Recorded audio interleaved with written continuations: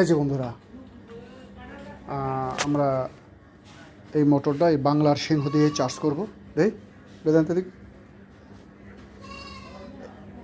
এটার মূলত বন্ধুরা এই যে এই বেয়ারিংটা চলে গেছে, এই যে এই বেয়ারিংটা গেছে, বেয়ারিংটা গিয়েই গিজটা ভিতরে বেশি ওভারটেক করছে এবং এটার কম বেশি হয়ে গেছে। আমরা এই বাংলার সিংহ দিয়েই চার্জ করব।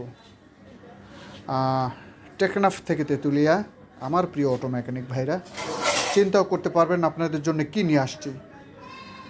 সেই পুরনো দিনের কথা বাদ দিন, কাস্টমার কমপ্লেন করে ভাই কি চার্জ দিয়েছেন, চার্জ নাই, কি ঠিক করছেন, সেই আগের সমস্যা রয়ে গেছে, এই জাতীয় কোনো কমপ্লেন এখানে আসবে না।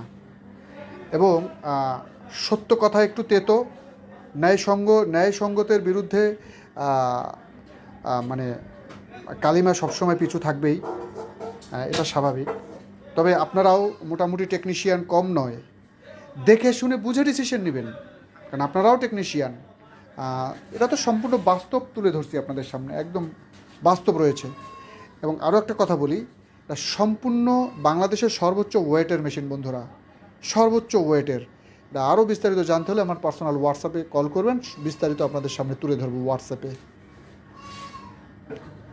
আপনাদের একটা ধারণা আছে, কারণ যেহেতু আপনারাও টেকনিশিয়ান, আপনারাও মোটামুটি একটা সাধারণ বুঝ রয়েছে আপনাদের, দেখলেই আপনারা বুঝতে পারবেন। ওই যে মিষ্টি মিষ্টি কথায় ভুল ডিসিশন নেবেন না বন্ধুরা। এই ভিডিও দেখার পরে চিন্তা ভাবনা করে ডিসিশন নেবেন বন্ধুরা। ভালো থাকবেন।